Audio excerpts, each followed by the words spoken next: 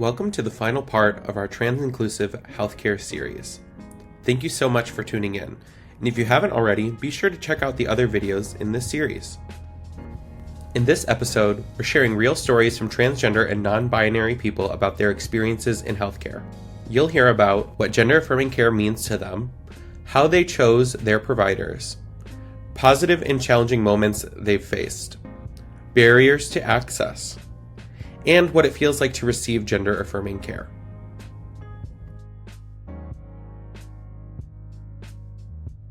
I think gender-affirming care can look like a variety of things. In my experience, affirming care happens when accommodations for gender-specific things are already provided and don't need to be requested. Some examples are inclusive language on forms, non-gendered discussions about organs, and accessibility of inclusive or neutral bathrooms. Affirming care looks like informed consent. Affirming care does not see my transness as a symptom, but a component of my identity, of a whole person that is worthy of wellness. There are two components that are especially important to me: psychological care, validation and working through feelings around transition, as well as learning to socialize outside of safe spaces, and physical care. HRT. It is the second major component. Gender-affirming care for me doesn't begin or end with surgeries. For me, it's lifelong hormone replacement and mental health maintenance. The worst experience I ever had with a medical provider was with my primary care, when they had to do a pelvic exam and a pap smear. It was my very first time getting those done, and I think they knew that, but they didn't really take the time to ease me into it, and the procedure itself is already so uncomfortable. And on top of that, being trans, which they didn't know at the time. And I don't know, even if they did, whether they would have done things differently. I think it was one of those things about bedside manner and taking the time and not making the patient feel rushed. I think she could have done a better job. In the ideal world, I think I would have liked my doctor to explain to me each step of the process and what it could feel like, whether it's going to cause pain, some stinging, whatever it is, to just give me a heads up before doing so, and to take the process slowly, especially with a procedure like that, which can be so uncomfortable for many people. I honestly have not heard of anyone tell me that it is a comfortable procedure.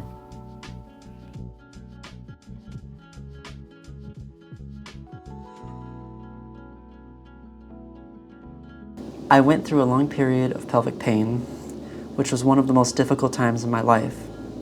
For about 2 years, I experienced urological pain similar to kidney stones, 24/7. Doctors had no idea what was happening with my body, and it was a terrifying experience. By the time this pain started, I had already transitioned and had gone through the process of updating my name and information with various providers, including my urologist.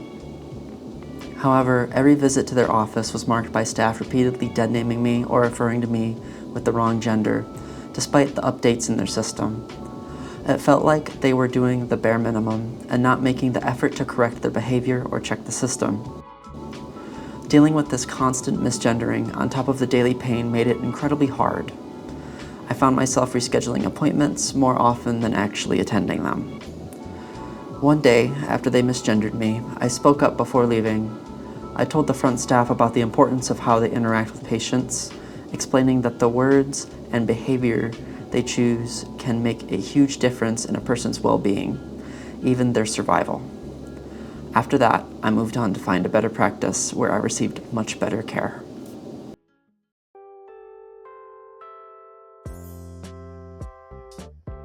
Dealing with gender and dealing with misgendering in healthcare can be a big barrier to accessing it, and can just frankly be draining and take more out of you in situations where you don't need more taken out of you. So personally, I had an experience a couple of months ago where I had to go in for a biopsy to a gynecologist. And it was a very stressful experience because I was understandably concerned, like, there is a real possibility that there is something wrong. There is a real possibility that there is something potentially precancerous in my body, and I'm very worried about what that means for me being able to do day-to-day life things and what that means for my future. And then having the added stress of walking in to a clinic that was a women's healthcare clinic just felt kind of like a kick in the teeth. I was already stressed, I was already nervous, I already didn't want to be there, and it just felt like one more reason to not be there and to not feel comfortable talking to my providers about what I was going through. Because aside from just the stress of, is there something medically wrong, there was also this feeling of, I don't feel like I'm being seen in this moment, and while I can maybe get through it, it's really hard to feel scared and at the same time feel invisible in some ways.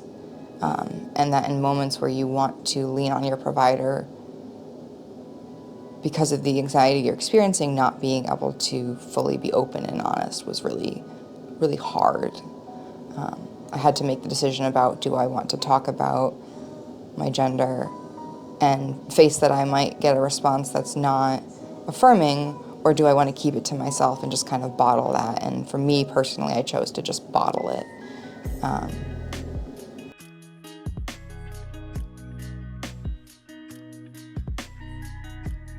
I think the best experience I ever had with a healthcare provider or a medical provider was with my endocrinologist. They were seeing me for the first time. They asked a lot of questions, but nothing that I thought was intrusive. They took the time to really get to know me. I didn't feel rushed. I saw them for over a half an hour, which is really surprising for a medical visit. They had a medical student with them who was eager to learn. I felt very comfortable with them. Of course, it helped to actually find out during the visit that this doctor was also trans.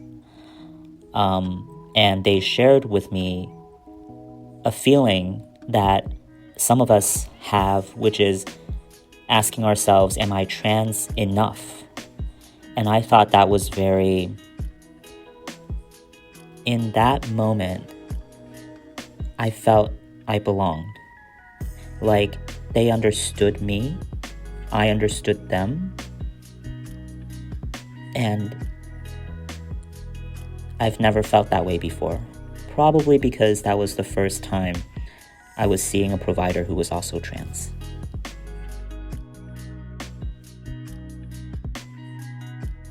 One of my best experiences was with the first doctor who didn't tell me I needed to want bottom surgery in order to transition. A lot had changed in the decade I waited. Providers before that had expectations, in my experience. It was the best experience ever because I was finally free to be myself without outside influences dictating what that should look like.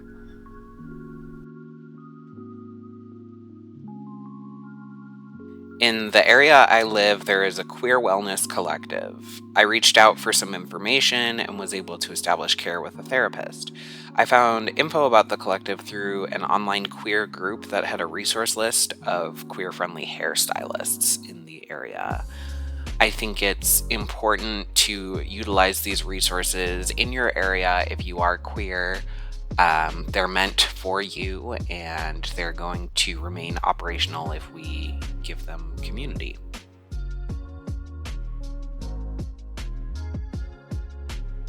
I think the first time during a doctor's appointment where I was addressed as Sir, or I was called Henry out in the waiting room for the first time, that made me feel good, feel like I was becoming the person I wanted to be, and I was no longer this other person, this, who I was, my dead name.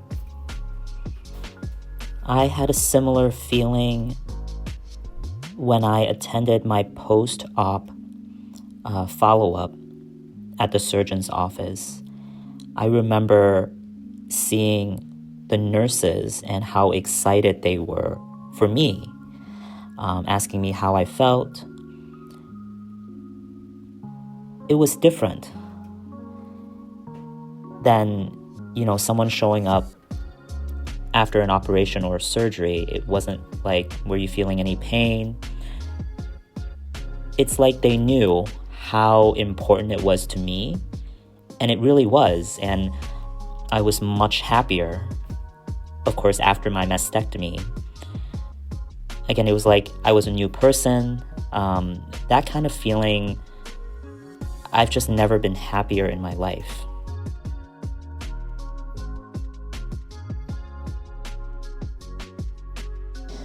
For me, when I go to a provider who is gender affirming, whether it's specifically for medical care related to transition or just in general, it's just less draining. Usually, if I'm walking into a doctor's office, I'm stressed out, I may be tired, I maybe don't want to be there for a variety of reasons, and having to feel like I need to argue that I am who I am just makes that worse. The anxiety of, if I say something, what will be the reception, just makes this worse. I have enough to worry about, and I would just rather be able to get through a visit without the added stress. When working with a provider who's affirming, it can feel very empowering of being able to have that agency to decide what you want and what you don't want. Being able to make decisions in ways that you maybe have not always been able to make decisions in your life, and kind of overall come into the person that you want to be. It's really helpful to have someone who can take that journey with you and is really more there as a facilitator than as a instructor of, this is what you're supposed to do, this is what you should do, versus somebody who's willing to say, I'm here to help you find what you want, and that's my role.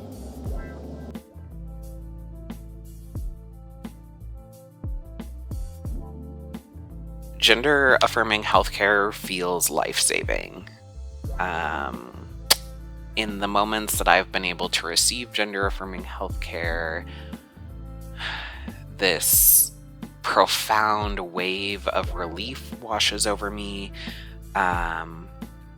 knowing that everything that I've advocated for is being taken care of. It's really impactful to not have to fight for healthcare and to just be able to receive the things that I need.